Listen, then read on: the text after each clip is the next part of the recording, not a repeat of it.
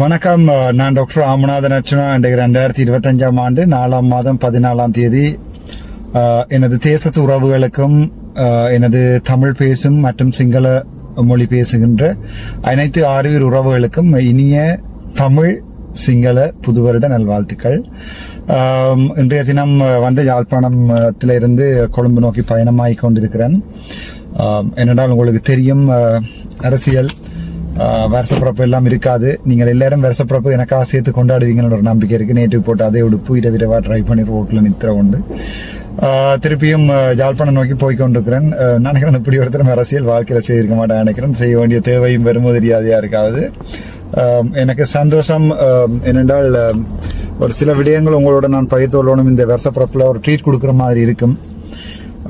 என்னென்றால் அந்த சில உள்ளூராட்சி சபைகளுக்கு, முக்கியமா 31 உள்ளூராட்சி சபைகளுக்கு அவர்களுடைய birth certificate photocopy, certified true copy கொடுத்தாலும், அப்படி சர்டிஃபைட் ட்ரூ காப்பி கொடுத்ததை அக்செப்ட் பண்ண சொல்லி ஆல்ரெடி வழக்கு அந்த வழக்குகள் நடத்தப்பட்டு மேன்முறையீட்டு நீதிமன்றம், கோர்ட் ஆஃப் அப்பீல்ல மேன்முறையீட்டு நீதிமன்றங்கள் அந்த வழக்குகள் நடத்தப்பட்டு அந்த வழக்குகள் அவர்களுக்கு சாதகமாக நடந்து சிலதுகளுக்கு தள்ளி வைக்கப்பட்டிருக்குது. அவர்களுடைய உள்ளூராட்சி சபை தேர்தலை தள்ளி வைத்திருக்கிறார்கள். சிலதுக்கு அவற்றை அந்த போட்டோ காப்பியோட சர்டிஃபைட் ட்ரூ காப்பி கொடுத்தது அக்செப்ட் பண்ண சொல்லியிருக்கிறார்கள். ஸோ அதுதான் அந்த இவ்வளவு இருந்த செய்தி. அப்ப என்னட்ட எல்லாரும் கலப்பிட்டால் உங்களுடைய எந்தெந்த சபைகள் அப்ரூவ் பண்ணப்பட்டிருக்கிறது, அந்த தீர்ப்பிட்ட முடிவு தெளிவா சொல்லுது என்னென்றால், அது நான் வாசிக்கிறேன் அல்லது தீர்ப்பிட்ட முடிவை நான் போடுறேன், என்னுடைய முகப்புத்தகத்தில் போடுறேன். அந்த தீர்ப்புல சொல்லி இருக்குது யார் யார் போட்டோ காப்பியில சர்டிஃபைட் ட்ரூ காப்பி அடிச்சு தந்தார்களோ அவர்களுடைய வேட்புமனுக்களை அங்கீகரிக்க சொல்லி யார் யார் என்று போட்டிருக்கார்கள். ஆனால் அதில் 2வது செக்ஷன் சொல்லுது, அந்த தீர்ப்பு ரூலிங் 2வது செக்ஷன் சொல்லுது, கீழ்வரும் 31 நகரசபை பிரதேச சபை எல்லாத்தையுமே உள்ளாட்சி சபை தேர்தலில் நொமினேஷனை ஏற்றுக்கொள்ள சொல்லி 2வது சொல்லுது. அந்த 2வது சரத்தை மட்டும் தேர்தல் ஆணைக்குழு பிடிச்சு கொண்டு அந்த 31 பேருக்கு மட்டும் தான் நாங்கள் கொடுக்க போறோம், மிச்ச ஒருத்தருக்கும் கொடுக்க மாட்டோம். என்னன்னா அவர் ஆல்ரெடி பேலட் பேப்பர் அடிச்சிட்டோம், அதாவது வாக்குச்சீட்டுகளை பிரிண்ட் பண்ணி எல்லா இடமே அனுப்பிட்டோம். ஸோ அவைக்கு இப்போ ஒரு பெரிய தலையடியா இருக்கிறதால அவர்கள் மற்றதை ஏற்றுக்கொள்ள மாட்டேன்னு சொல்லியிருக்கோம். அப்ப நாங்கள் கேட்டுனாங்க, நாங்கள் எழுத்து மூலம் பிராசநாடு இல்லை, சாவைச்சேரி 2, கிளிநொச்சி, வவுனியா போன்ற இடங்கள் நாங்கள், அதை விட முக்கியமான ஒரு இடம் நான் சொல்ல மாட்டேன், அது இதாகவே இருக்கட்டும், சர்ப்ரைஸாகவே இருக்கட்டும், அந்த அவ்வளவு அனுப்பப்பட்டது, கடிதங்கள் கொடுக்கப்பட்டது. தங்களுக்கு என்ன கொழும்புல இருந்து ஃபைனல் முடிவு வரையில் என்றால் இப்ப என்ன உங்களுக்கு விளங்கும், அதை நான் வடிவா விளங்கப்படுத்துறேன். என்னென்றால் கோர்ட் ரூலிங் இப்ப 2-3 நாள் ஆகுது. அதற்கு பிறகு இன்றைய தினம் 14ஆம் தேதி இப்ப திங்கட்கிழமை, இப்ப இன்றைய வருஷப்பிறப்புன்றதால இந்த 22ஆம் தேதி வரைக்கும் கோர்ட் வெக்கேஷன்ஸ், அதாவது விடுமுறையில இருக்குது. அவசரமான வழக்குகள் மாத்திரம் தான் எடுக்கப்படும். சோ 15, 16, 17, 18 வரைக்கும். ஆனால் 18 நான் நினைக்கிறேன் குட் ஃப்ரைடே 18, ஆகவே 18 கோர்ட் இல்ல, ஆகவே 15, 16, 17 இந்த 3 நாட்கள் தான். மற்றது 21ஆம் தேதி வரைக்கும் தான் எங்களுக்கு அந்த வழக்கில் போடலாம். இந்த 15, 16, 17 18 good Friday, 19, 20 Saturday Sunday, 21 time முடிஞ்சுது. ஆகவே 21 தான் கடைசி நாள். ஆகவே 15, 16, 17 இந்த 3 நாட்களுக்குள்ள வழக்குகள் அந்த தீர்ப்பு ஏற்றுக்கொள்ள சொல்லியும் தேர்தல் ஆணைக்குழு குழப்படி செய்யுது. ஆகவே அதை திருப்ப போடுவதற்கு தயாராகி கொண்டிருக்கிறோம். அப்ப அந்த வழக்குகளை திருப்பியும் ஒரு வழக்குகளை போட வேண்டிய நிலைமை ஒன்றுக்கு தள்ளப்பட்டிருக்கிறோம். அது 100% வெல்றதுக்குரிய சாத்தியக்கூறுகள் இருக்குது. என்னோட அடிச்சு தந்த கடிதத்தில் அடிச்சிருக்கணும், அதாவது அந்த பர்த் சர்டிபிகேட்டை தாங்கள் அக்செப்ட் பண்ணல, பிறப்பு சான்றிதழை தாங்கள் அக்செப்ட் பண்ணலன்னு சொல்லி தான் அந்த கடிதம் தந்திருக்கிறார்கள். ஆகவே 15, 16, 17 என்றால் அது போடலாம் போகும். ஆகவே நான் இன்றைய தினம் என்னுடைய லோயரோட கதைச்ச போது லோயர் எனக்கு சொன்ன விடயம், 15, 16, 17 இந்த 3 நாளும் கிட்டத்தட்ட எக்கச்சக்கமான, கிட்டத்தட்ட 20, 30 அதை விட கூட நம்பர் ஆஃப் அப்பீல் என்று சொன்னார். பேர் போய் கொடுத்திருக்கணும், அதே அக்செப்ட் பண்ண அதே சிஸ்டத்தோட தான் எங்க டைம் அக்செப்ட் பண்ணணும். இது கூட மற்றவர்களுக்கு கூட ஒரு நியூஸா எடுத்துக்கொண்டு தயவு செய்து அனுப்புங்க. உங்களுடைய நொமினேஷன்ல உங்களுடைய பிறப்பு சான்றிதழை நாங்கள் ஏற்றுக்கொள்ளல சொல்லி கடிதம் தந்திருந்தோம், அது திருப்பி அக்செப்டட் ஆகும். சோ அது அந்த 15, 16, 17 நாங்கள் திருப்பி மறுபடியும் அந்த வழக்குகளை போட வேண்டிய தேவை இருக்கு. நாங்கள் 15ஆம் தேதி திருப்பியும் அந்த வழக்கை மேல்முறையீட்டு நீதிமன்றம் கோர்ட் ஆஃப் அப்பீல்ல போடுவோம். அந்த வழக்குகள் 21ஆம் தேதி விசாரணைக்காக எடுத்துக்கொள்ளப்பட்டு 21ஆம் தேதி பிறகு நான் நினைக்கிறேன் அந்த வழக்குகள் தள்ளுபடி செய்யப்படும். அவர்களுடைய அந்த தேர்தல் இது இடைநிறுத்தப்படும். முக்கியமாக சாவச்சேரி 2 பிரதேச சபை, நகர சபை, அதை விட கிளிநொச்சி, எனக்கு தெரிய பிரச்சனைக்குரியது இவ்வளவும் கிளிநொச்சி, அதை விட மற்றது வவுனியா, இவ்வளவு நாங்களே போடுறோம். எங்களுடைய சுயேட்சை குழுவிலிருந்து திருப்பி வழக்கு போடப்படுதுன்னா மற்றதில் நாங்கள் வெயிட் பண்ணினாங்க. ஒரு இன்ட்ரெஸ்டட் பார்ட்டி மாதிரி என்றால் மற்றதுக்கு 15-20 லட்சம் செலவழிக்கிறான்றதால நாங்கள் வெயிட் பண்ணாங்க. மற்றவர்கள் போடுற வழக்குன்ற தீர்ப்பு ஒன்றா தானே இருக்கும். அது பொது தீர்ப்பு இருந்தாலும் அந்த தேர்தல் ஆணைக்குழு குழப்படி செய்யறபடியா 2ஆம் தரம் நீதிமன்றத்துக்கு போக வேண்டிய தேவை இருக்கு. ஆகவே 21 திருப்பி அடுத்த வழக்கு நடைபெறும். நாங்கள் நாளைய தினம் செவ்வாய்க்கிழமை எங்களுடைய கோர்ட்ஸ்ல இதுகள் ஃபைல் பண்ணப்பட்டு நடக்கும். அதால 5வது ஒரு முக்கியமான இடமும் நாங்கள் இதை போடுறோம். நாங்கள் இதில் சொல்ல மாட்டோம். நீங்கள் கெஸ் பண்ணி கண்டுபிடிங்க. வழியால வழக்குகள் தீர்ந்து வழியால வரைக்கும் பார்ப்போம். ஏற்கனவே எங்களுக்கு பூநகரி, மற்றது துணுக்காய், மற்றது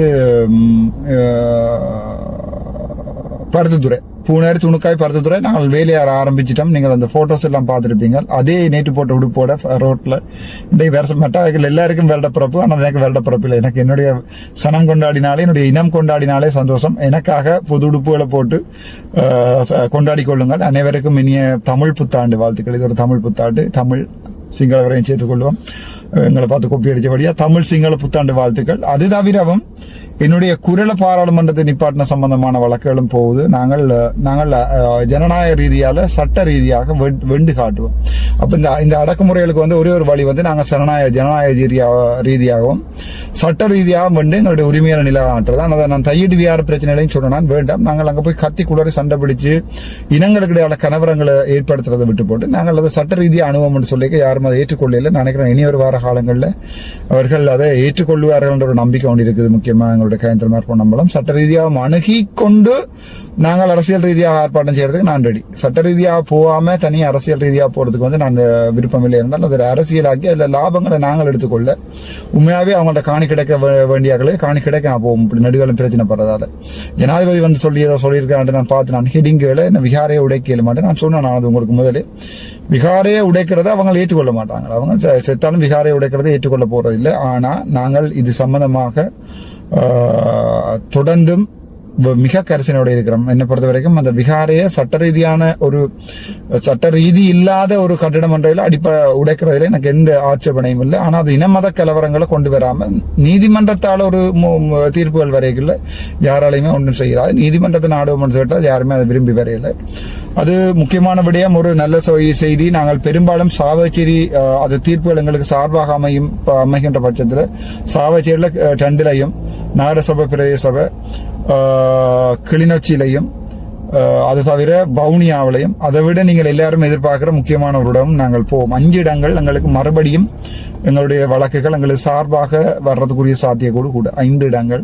ஸோ அந்த 5 இடங்கள் என்னன்னு உங்களுக்கே தெரியும். நான் சொல்லியிருக்கேன். அந்த 5வது இடம் என்பதை ஆறுதலாக சொல்லுகிறேன். நான் அவசரப்பட தேவையில்லை. நாங்கள் ஒரு சின்ன தோல்வியால துவண்டு போற இல்லை. ஒரு சின்ன லைஃப்ல தோல்வி வந்தாலும் கடைசி வரைக்கும் நின்று அடிக்கணும். என்னது கடைசி என்ன செய்ய போறாங்க? இடத்துல போட்டு சாம்பலை எரிக்க போறாங்க. ஆனா வரலாற்றுல அந்த பேர் இருக்கும்.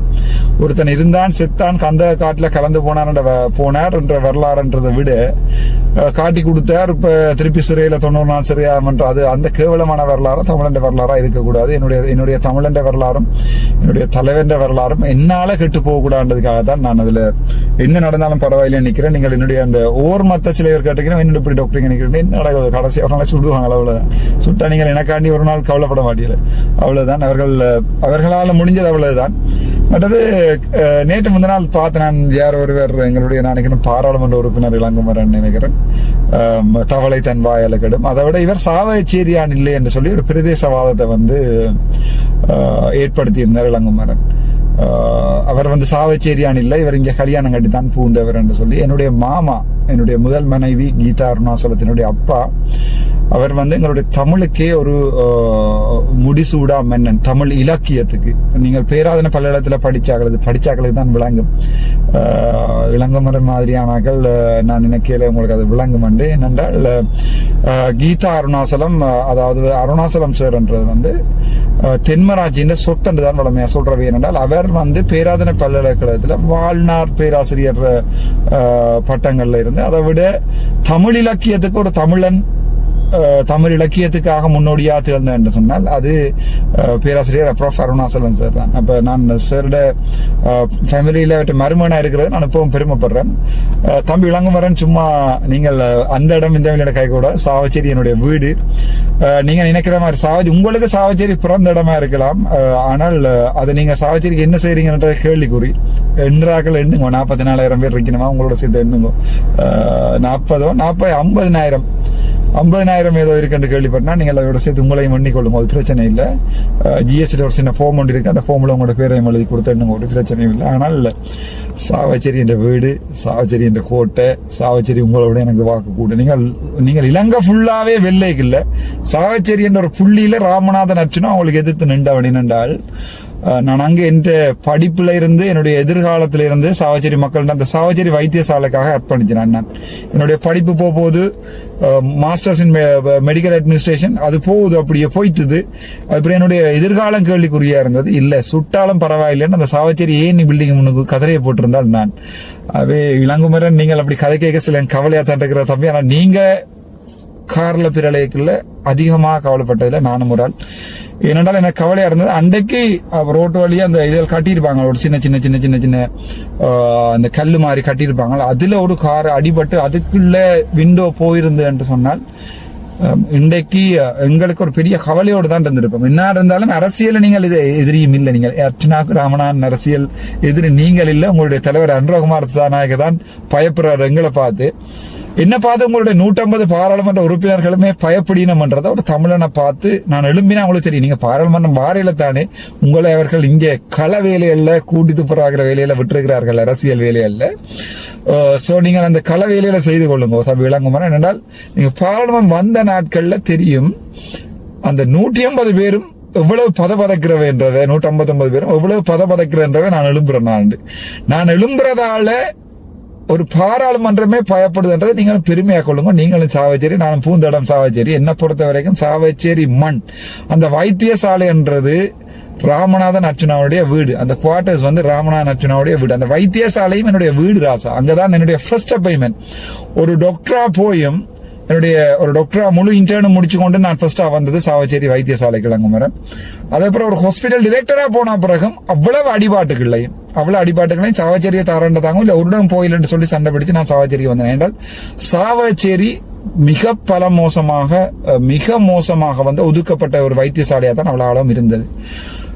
நீங்கள் அந்த நேரம் என்ன பாராடியதோ இதெல்லாம் வெளியிற மாதிரி ஒரு ஸ்கிரீன்ஷாட் எனக்கு அனுப்பியிருந்தவர்கள் நல்ல இளங்குமரன். என்னென்றால் சில விடயங்கள் உங்களோட கதைக்கு இல்லாது, உங்களுக்கு விளங்காது, உங்களுடைய அறிவுகள் வந்து கேள்விக்குறியாகிற போது எங்களால நான் நினைக்கிறேன் அதுக்கு மேல எதிர்பார்க்கலாது. தம்பி இளங்குமரன், உங்கள்ட்ட இருந்து நாங்கள் எதிர்பார்க்கலாது. நாங்கள் அதை யார்கிட்ட எதிர்பார்க்கலாம் என்றால் ரஜீவன் மாதிரி அல்லது பவானந்தர் ஐயா மாதிரி, அல்லது பவானந்தர் ஐயாவையும் கேள்விக்குரிய ஆக்கியிருக்கிறோம். ஆகவே ரஜீவன் போன்றாக்கள் வந்து ஒரு ஒருங்கிணைப்பு குழு கூட்டத்தின் தலைவராகவும் மற்றது ஒரு அமைச்சராகவும் தமிழ் மக்களுக்குரிய அமைச்சரா ரஜீவனை விட்டு இருந்துச்சு என்று சொன்னால், ரஜீவன் அண்ணாவை எங்களால ஒரு சில விடயங்களை கதைச்சு தெரிஞ்சிருக்கலாம். நான் இப்ப ரஜீவனோட நேரம் கதைக்கிறேன், நான் நேரம் கதைக்கிறேன். நாங்கள் நக்கல் அடிச்சு போஸ்டோலும் போறோம். ஆனால் நாங்கள் என்ன சொல்றோம், கேவலமா இறங்குறீர்கள் என்றால் நானும் ரஜீவனும் இருக்கிற கேட்டகரி வேற, நீங்க இருக்கிற கேட்டகரி வேற. நீங்கள் என்ன செய்யறீங்கன்னு சொன்னாலும் உங்களுக்கு தெரியும் உங்களால இயலாதுண்டு. ஆனா அதை மறக்கிறதுக்காண்டி என்னுடைய பேரை இழுத்து நான் உங்கள்ட்ட பேரை நேரதான் சொல்றேன். ஏனென்றால் டிஃபமேஷன் கேஸ் போடைக்குள்ள சாவச்சேரி வைத்தியசாலையில இருந்து ஒரு ஆள் எம்பியா வந்தவரண்டா அது நேரம் என்னத்தான் குறிக்கும். ஆகவே நான் வழக்கு போட்டாலும் உங்களை அது பாதிக்கும். அது மாதிரி நீங்கள் என்ன வழக்கு போட்டாலும் மற்றது அந்த பார்லிமெண்ட் பிரிவிலேஜ் ஆக்ட் ஒன்று இருக்கு இளங்குமரன், அதை எடுத்து வாசிங்கோ. அதுல டிஃபமேஷன் பண்ணிடாது. எந்த பாராளுமன்ற உறுப்பினருடைய கதையையும் நடத்தையும் விமர்சிக்க இயலாது. நீங்க சொன்னதை நான் பதில் சொல்லலாமே ஒழிய நான் உங்களை விமர்சிக்கல. நான் உங்களுக்கு பாராளுமன்றத்தில் சொன்னா உங்களுக்காவது ஒரு வாகனத்தை கொடுங்க. இவர் அந்த ஒரு சீட் பெல்ட் இல்லாத வாகனத்தை நான் வந்து இந்த கால் 2017 இளங்குமரன் என்னுடைய சொந்த உழைப்புல நான் லோன் போட்டு எடுத்த கார் இது. இதுல 12 ஏர் பேக் இருக்கு. இதுல நான் ஆசைப்பட்டேன் என்றால் உங்களுக்கும் இப்படி ஒரு வாகனத்தை அரசாங்கம் தரட்டும் தான் நான் ஆசைப்பட்டேன். இது என்னுடைய சொந்த வாகனம். என்னுடைய அரசியலுக்காக பாவிச்சே இந்த வாகனம் வந்து கிட்டத்தட்ட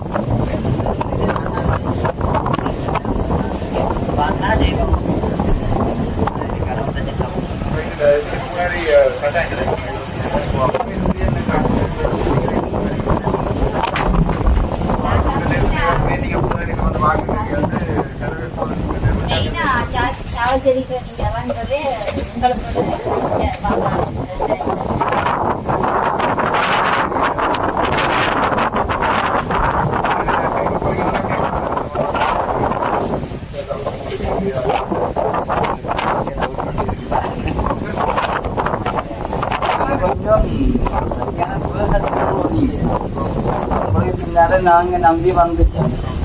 கொஞ்சம் வச்சு போனா தான் நாங்க உங்களுக்கு இருக்கலாம்.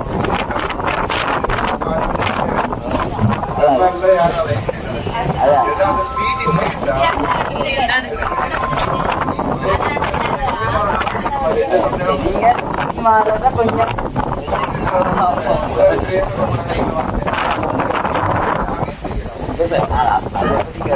வாரது வராதது புறா இருக்கட்டது. அதுதான் முடியோட இப்ப நீங்கள் இருந்தா தான் நாங்கள் பின்னால ஓடலாம்.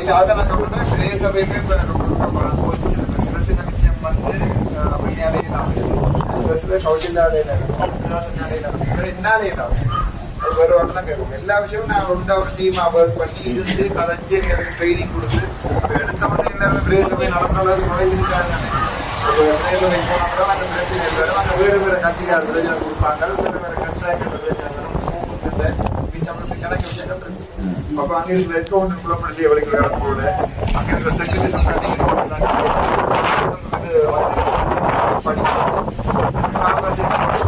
அதே மாதிரி அண்ணா இப்ப விட்டு போயிட்டாரு பாருங்க. நாங்க தனியே இருக்கிறோம். அதே மாதிரி இன்னும் ஒரு தலைவரங்களுக்கு வந்துட்டு அவரை செய்யல போனா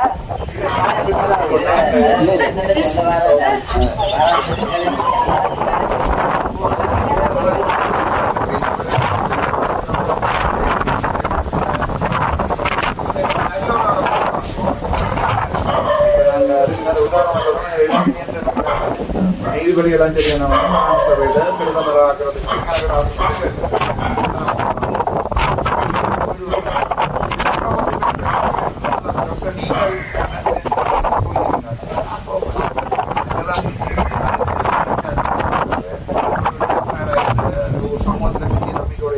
நிறைய விடுவோம். நாங்கள் நிறைய நாற்பது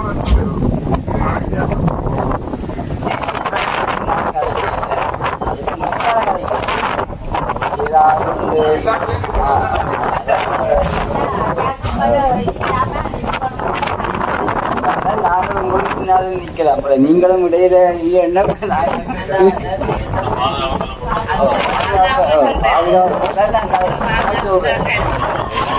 நஷ்ட செய்யப்பட்டது எப்படியாவது பிரச்சனை வரும் வரும். அதை கொஞ்சம் நாங்க போய் வாங்குறேன் நான்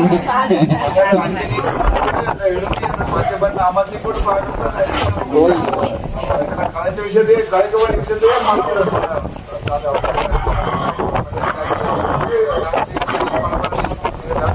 அரசியல் கட்சியாக உருவாக்கி பாராளுமன்ற உறுப்பினர்களை 20 வருஷம் செஞ்சோம்.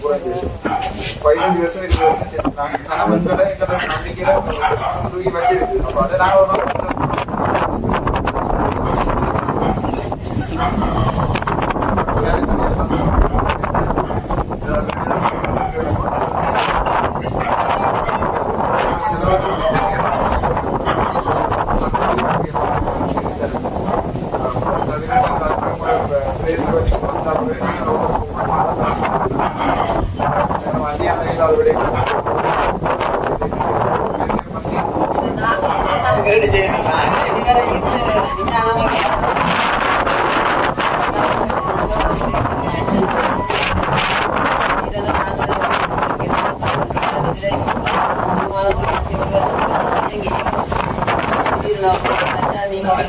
விஷயம் தெரியும். ஏன்னா நாங்கள் எப்பவுமே பார்க்கணும் சனத்தோட நாங்கள் உண்டாணிக்கிறது சனத்தோட பொருள் மட்டும் நாங்கள் என்னாச்சும் தான் ரோடு போடுவோம், கடல்ல மீன் பிடிக்க விடுவோம், அந்த கதையெல்லாம் கேட்கமோ அன்றைக்கு சாப்பிட்டு இருக்கிறது இந்த விடைய சபை இருக்கிறது இந்த ரோடுகளை இந்த மீன்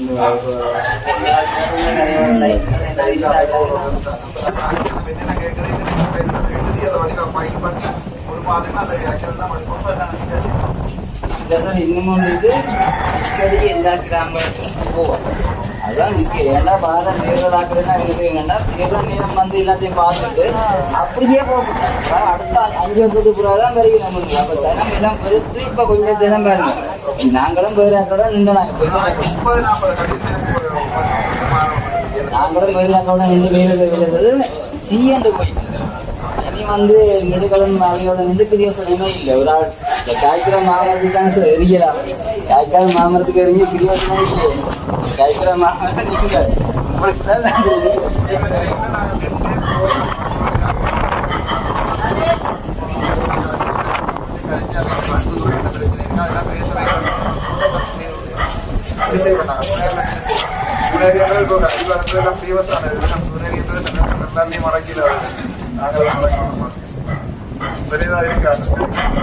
வேற இதுதான் சந்தோஷம். அந்த மன்னிச்சு கொள்ளுவாங்க சின்னத்துக்கு கிடைக்கிற பார்க்க போடலாம். தலைவர் மத்திய அதை பார்க்க போனோம். பெற்றோருக்கும் அங்கே லேட் ஆகி அங்கேயும் முடிச்சு நாங்கள் அடுத்தடுத்த முறையில் நான் சொன்ன டிரைவர் நிற்க ஒரு ஆள் தானே நானே டிரைவரையும் நானே வாங்க. நாங்கள் உங்களுக்கு ஃபுல் சப்போர்ட் செய்வோம் சார். மற்றது என்ன செய்யணுமோ கிராமத்துக்கு இறங்கி செய்யக்கூடிய கரண்ட் நாங்கள் எல்லாரும் இருக்கிறோம். எல்லாரும் முன்னிருந்து இது நாடகம் கொண்டு செய்கிறோம்னாலும் ஓகே, இது நாடகம் செய்கிறோன்னா சகல இது 5 பேருக்கு மேலே கூட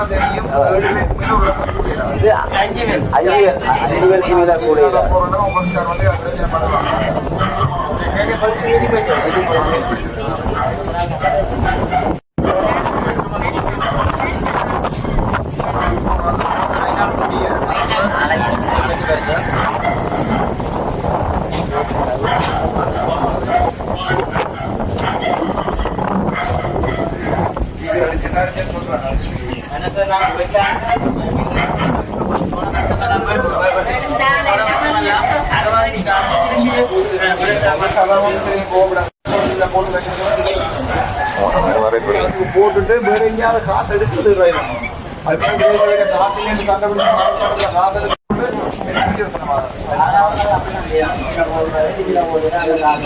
முக்கியமாக சார் எங்களை பள்ளிக்கு சும்மா சம்பளத்துக்கு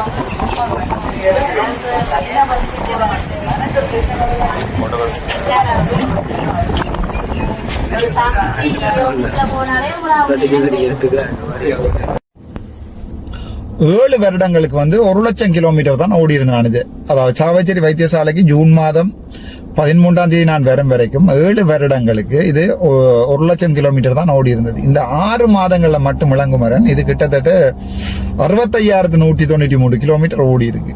சரிதான். இது நான் இந்த எங்களுடைய அரசியலுக்காக என்னுடைய காரை, என்னுடைய சொந்த செலவை, என்னுடைய படிப்பை, இந்த இனத்தின் எதிர்காலத்துல நான் நாளைக்கு எரிஞ்சு இப்படியே போனாலும் நான் இந்த சனத்துக்கு ஏதாவது செய்து வைக்கிறான்னு ஆசைப்படும். அரசியல் ஆசையில எல்லாம் வந்தாங்கல்ல, நாங்க படிச்சுட்டு அரசியலுக்கு வந்து படிச்சதை அரசியலுக்கு பாய்ச்சி கொண்டிருக்கிறோம். அரசியலுக்கு வந்திருந்து கொண்டு ஒன்றா பாய்க்கிறதில்ல. நாங்கள் அது உங்களுக்கு சொல்ல விரும்பல. நான் என்னுடைய படிப்பையும் என்னுடைய கல்வியையும் இந்த அரசியலுக்கு நான் இந்த ப்ராஜெக்ட் மேனேஜ்மெண்ட் தெரியுமன்றதோ HRM உங்களுக்கு அது விளங்குமோ தெரியல. ஹியூமன் ரிசோர்ஸ் மேனேஜ்மெண்ட்ல CIPMல வந்து 4 GPA ரெக்கார்ட் வச்சிருக்கிறேன். 3.97 இருந்த ரெக்கார்டு, 3.97 இருந்த ரெக்கார்டை உடைச்சு GPA 4 வச்சிருக்கிறேன். 4 யாருமே அதை ஹியூமன் ரிசோர்ஸ் மேனேஜ்மெண்ட்ல வைக்கல. அது அவன் நீங்கள் அந்த லீடர்ஷிப்பை பற்றி கேட்டீங்க. நாங்கள் கொஞ்சம் ஃபேஸ்புக்ல கொஞ்சம் போட்டோஸ் போட்டிருக்கோம், எடுத்து பாருங்க. லீடர்ஷிப் என்னன்னு. நான் மெடிக்கல் லீடர்ஷிப் தெரிஞ்சால் எனக்கு நீங்கள் லீடர்ஷிப் அதாவது வந்து என்ன தலைமைத்துவ இது தெரியும். துரோகிய துரோகின்னு அறிவிக்கணும். அது எங்கண்ட இனத்திண்ட கோடாளி காம்புகள் இளங்குமரன். அதே மாதிரி சில பேர் எங்களோட நின்று துரோகம் செய்யறாருன்னா அவரை தள்ளி வைக்க வேண்டிய தேவை இருக்கு. அதுக்காக லீடர்ஷிப் குவாலிட்டி அண்ட் இல்லை. லீடர்ஷிப் குவாலிட்டி எங்க இருக்கும் என்றால் அந்த சாவச்சேரியில் இருக்கிற ஒவ்வொரு ஸ்டாஃப் டைம் போய் நீங்க கேட்டு பாத்தீங்கன்னா அவங்க சொல்லுவாங்க லீடர்ஷிப். நான் போய் இருந்தது 15 நாள். நான் வரைக்கல அவ என்ன சொன்னவன், நான் இருக்கேன் என்ன நான் போய்க்கல என்ன சொன்னவே, நான் திருப்பி வரைக்கல. நான் போய்க்கல ஆபீஸ்ல வந்து பயங்கர எதிர்ப்பு இருந்தது. என்ன டாக்டர் வந்து எல்லா கடிதங்களையும் வந்து இங்கிலீஷ்ல அடிக்க சொல்றாரு. நான் வரைக்கல. இப்ப அவங்க ஃபீல் பண்றாங்க நான் ஒரு 6 மாதம் இருந்துட்டு தான் அங்க ஒவ்வொரு ஸ்டாஃபும் இங்கிலீஷ்ல கடிதம் அடிக்கிறது பழகிருக்கோம். நாங்கள் இருக்கிறத கொடுக்கறது தான் லீடர்ஷிப் ஒழிய சனத்திட்ட இருந்து பொறுக்கி வச்சுக்கொண்டு நாங்கள் எம்பி ஆவாரது லீடர்ஷிப் இல்லை இளங்குமரன். நாங்கள் கொடியல் நட்டி ஒரு ட்ரேட் யூனியனுக்கு போய் கொடி நட்டு சலாம் அடிச்சு பாராளுமன்றம் போயில. பாராளுமன்றத்துல போயிருந்து தமிழ் இனத்துக்கு சலாம் அடிக்கிறது தான் தமிழ் மரியாதை. உங்களுக்கு பரி நான் கதைக்க விரும்பல. ஆனால் என்னென்றால் சொல்லியாக வேணும் என்று மனசுல ஒரு இது இருந்தது. ஏனென்றால் சில விடயங்களை சொல்லித்தான் ஆகும். நீங்கள் என்னோட மோதைக்குள்ள எனக்கு நான் அதை சிரிப்பா தட்டுக்கிறது. உங்களுடைய படங்கள், உங்களுடைய வீடியோக்கள், உங்களுடைய கதைகளை பார்க்கல நான் உண்மையாவே என்ஜாய் பண்றேன் நான். ஆனால் என்னடா இந்த என்பிபி அரசாங்கத்தையும் கீழே விடுறதுக்கு எனக்கு கவலை இல்லை. என்னடா அதுல கொஞ்சம் படிச்ச ரஜீவன் அண்ணா மாதிரி அதாவது என்னதான் மனுஷனா இருந்தாலும் அப்போ உங்களையும் இருக்கிற வித்தியாசத்திலையும் ரஜீவன்ல இருக்கிற வித்தியாசம். ரஜீவனையா கூப்பிட்டு அண்ணன் இங்க வாங்க சார் கேட்காதீங்க, இது இப்படித்தானே செய்யணும், பிள்ளையோ இல்லையோன்னு. ஏன்னா அந்த ஓமண்டு இப்படி மேல ஜோதிச்சுட்டு ஓமண்டு தலையாட்டும். அந்த பண்பு தான் எனக்கு அவர்ல பிடிச்சிருக்கே ஒழிய உங்களுக்கு ஒரு விஷயத்த சொல்லல இளங்குமரன். உங்களுக்கு விளங்காது பாவம். நீங்கள் உங்கள என்பிக்யூ லெவல்ல எனக்கு தெரியாது நீங்கள் எங்க நிக்கிறீங்க. ஆனால் என்பிக்கு எது வரைக்கும் போயிருக்கீங்க தெரியும். அட்லீஸ்ட் என்பிக்யூ லெவல் 4 ஆவது இருப்பீங்க நான் எதிர்பார்க்கிறேன். உங்களுக்கு சில விஷயம் விளங்காது இளங்குமரன். அப்ப உங்கள்ட்ட நாங்க சொல்லி அதை விளங்கப்படுத்துற எங்களால் 7 ஆண்டு விளங்கிடுங்க. இப்ப Chavachcheri DC meeting, district coordinative மீட்டிங்ல அல்லது டிவிஷனல் கோஆர்டினேட்டிவ் மீட்டிங்ல எனக்கு விளங்கி இருப்ப ரஜீவன் வந்து அதை ஏற்றுக்கொண்டது. ஓ பியாம் இருப்பேன் 2 பேரும். அதுக்கப்புறம் நாங்க 2 பேரும் கதைக்கவும் இல்லை குழப்பவும் இல்லை. உங்களுடைய ஜால்ரா அடிக்கிறத பார்த்துக்கொண்டு நாங்கள் சிரிச்சு கொண்டு தான் இருந்தாங்க. என்றால் ரஜீவனுக்கு சொல்லிக்க ரஜீவன் எழும்பி சில விஷயம் உங்களை சொல்ல வலிக்கிட்டது. இல்ல இளங்குமரன் இப்படி செய்வோம், தலைவர் இப்படி செய்வோம் என்றால் இப்ப நீங்கள் நான் ஏன் பவானந்தர் ஐயாட இடத்துக்கு வந்து நான் கதைக்கல என்றால் அவரால் இயலாத ஒரு மனுஷனை போட்டு அடிக்க கூடாது. சாவச்சேரிக்கு நான் வந்தது காரணம் அங்க ரஜீவன் தலைமையை நடத்துவார் என்ற ஒழிய உங்களுக்காக இல்லை. என்றால் நாங்கள் ரஜீவன் அண்ணையோட வேலனை நடத்தினாங்க, பருத்தத்துறை நடத்தினாங்க, கோப்பாய் நடத்தினாங்க. எவ்வளவு அழகா அந்த மீட்டிங் நடந்து போய் பாருங்க. சில விடயம் நான் அவர் உறுத்து சொன்னேன். அண்ணன் பேக்காய கூட அங்க நில்லுங்க வாரன், அது வந்து பிஎம்சிக்கு காசு கொடுக்கணும் மட்டும் சொல்லி நான் தெளிப்படையில கதைக்க சொல்லி பருத்தத்துறையில கதைக்கல. ரஜீவன் அதை விட்டது. ஏனென்றால் அவருக்கு தெரியும் மெடிக்கல் சம்பந்தமா அவனுக்கு தான் தெரியும். அதே நேரம் அவர் பிரின்சிபல் விஷயங்கள்ல ஸ்கூல் விஷயங்கள்ல கதைக்கிறோட போகல. ஏனென்றால் அந்த மனுஷனுக்கு தான் விளையாடும் பிரின்சிபலா இருந்து தெரியும். சில விடயங்களை ஏற்றுக்கொள்ளணுமோ அவருடைய அகாடமிக் ஃபீல்டுல அவருக்கு தான் தெரியும், மெடிக்கல் ஃபீல்டுல எனக்கு தான் தெரியும். இப்ப உங்களோட பிரச்சனை ஒன்று வரைக்கல இளங்குமரன், இப்ப உங்களோட சிபி பிரச்சனை வரைக்கல. நீங்கள் ஒரு நல்ல கருத்துக்களை சொல்லி இருந்தீர்கள் எல்லா மக்களும் ஏற்றுக்கொண்டிருப்பீங்க. ஆனா நீங்கள் மருதநாமடத்துக்கு போகவும் இல்லை, பார்க்கவும் இல்லை, ஒன்றும் செய்யவும் இல்லை. நாங்கள் போனா அப்புறம் விமர்சிக்கிறீங்கள். எனக்கு உங்களை விமர்சிக்க வேண்டிய எந்த தேவையும் இல்லை. நாங்கள் உங்க லெவல்ல இல்ல என்றதை நாங்கள் திரும்ப விளங்கிக் கொள்றோம். நான் எழுப்பினா பாராளுமன்றத்தில் 180 பேருக்கும் நெஞ்சு இடிக்குது, குளிர் காயுதான். நான் எந்த லெவல்ல இருக்கிறேன் விளங்கிக் கொள்ளுங்க. நான் எங்க போனாலும் பொதுமக்கள் எனக்காகத்தான் வந்து என்னோட சேர்ந்து 2 படம் எடுக்கிறார்கள் ஒழிய என்னுடைய கட்சிக்காக இல்லை. ஆனால் நீங்க எங்க போனாலும் சனம் உங்கள்ட்ட ஏன் வருதுன்னு சொன்னா என்பிபி ஏதாவது உங்களுக்கு செய்து தருமோண்டு தான் சனம் உங்கள்ட்ட ஓடிடுறது. மக்களுடைய எதிர்பார்ப்பை முடிக்கிறது ட்ரை பண்ணி பாருங்க. நீங்களும் உங்களோட சாவச்சேரி மண்ணுக்கு ஏதாவது செய்வீங்கன்னா எங்களுக்கு சந்தோஷம். முடிஞ்சால் அந்த அம்மாச்சி உணவத்துக்கு என்னுடைய 32 லட்சத்தை கொடுத்துருக்கேன். இதுக்கு ஒரு காணி உண்டு, அரசாங்க காணி உண்டு வேண்டி எங்களுடைய சாவச்சேரி மக்களுக்கு ஒரு அம்மாச்சி உணவகம் கட்டுறதுக்கு 7 மண்டா கொடுங்க. அதுகளை உதவி செய்யுங்க இளங்குமரன். நீங்கள் மக்களுக்கு ஏதாவது செய்து போட்டு கேளுங்க. நான் இவ்வளவு மக்களுக்கு செய்திருக்கிறேன் அரசாங்கத்தில இருந்து, நீங்க எதிர்கட்சியில இருந்து என்ன செய்திருக்கிறான்னு கேளுங்க, நான் ஒத்துக்கொள்றேன். ஓகே இளங்குமரன் போய் கதைச்சலாம் வந்து நான் வெளிவடக்க விடுவிக்க சொல்லி காணி விடுவிப்பு சம்பந்தமான ஒத்திவைக்கப்பட்ட பிரேரணைகளை கதைச்சபடியாத்தான் இன்றைக்கு வெளிவடக்கிற நீங்கள் மஞ்சள் கடல்ல போட் போட்டு இந்த காணிகள் இந்த இடத்துல கேமரா எடுக்காத படம் எடுக்காத என்று சொல்லி ரூல்ஸ் போட்டு சொன்னதை கொஞ்சம் விட்டு ஏமாத்துறீங்களோ. அது காரணம் பாராளுமன்றத்தில் வெளி கிழக்குல இருக்கிற பாதைகளை விடுவிக்க சொல்லி நான் கதைச்ச கன்சார்ட்ல இருக்கு. ஆகவே இளங்குமரன் சரி விடுவோம், நாங்கள் எங்கட பிரச்சனைக்கு வருவோம். நாங்கள் ஏன் சித்தவாம போட்டு அடிப்பான். ரஜீவன் அண்ணாவோட எனக்கு ஒரு நம்பிக்கை இருக்குது, கதைச்சு பேசி செய்யலாம். ஆனால் நெறித்தனம் பாக்குறது எனக்கு ரஜீவன் அண்ணாவோட பிடிக்காத ஒரு குணம். என்ன அவராலையும் ஒண்ணு செய்யலாது, அவர் சரி என்று போட்டு பேசாம இருப்பார். விஷயத்துக்கு வருவோம். நாங்கள் சாவச்சேரிக்கு திருப்பி வருவோமா இருந்தா இளங்குமரன் வடக்கில வந்து நீங்களாவே விட்டுறோன்றது எங்களுக்கும் சந்தோஷம், உங்களுக்கும் சந்தோஷம். சாவச்சேரி மக்களுக்கு ஒரு அன்பான செய்தி, நான் வழக்கு போடுறோம் வாரம் என்ற ஒரு நம்பிக்கை ஒன்று இருக்குது. கடவுள் தான் தீர்மானிக்கணும். அதை விட நான் கடவுள்கிட்ட ஒரு பெரிய நேர்த்தி ஒன்றும் வச்சிருக்கேன். கதிர்காமம் உருவன்ட்ட பெரிய நேர்த்தி ஒன்றும் வச்சிருக்கிறேன். அன்றைக்கு கவலைப்பட்டேன், நான் 11ல் 10 ரிஜெக்ட் ஆகிட்டு கவலைப்பட்டேன். அப்ப நான் வளமையாவே நேர்த்தி வைக்கிறேன். அன்றைக்கு ஒரு கதிர்காம முருகன் நேர்த்தி ஒன்று வச்சு, நான் முருகா இது நடக்குமாக இருந்தால் நான் இதை செய்வேன் என்று. ஆகவே அதை செய்து போட்டு நான் என்னுடைய பிரச்சாரங்களுக்கு வருவேன். எனக்கு சந்தோஷம். நீங்கள் சாவச்சேரி மக்கள் இப்பவும் என்னோட துடிப்பா என்ன பார்த்து கொண்டிருக்கிறது. நாங்க வருவோம்னு நினைக்கிறேன். நீங்களும் கடவுள் ப்ரே பண்ணுங்க.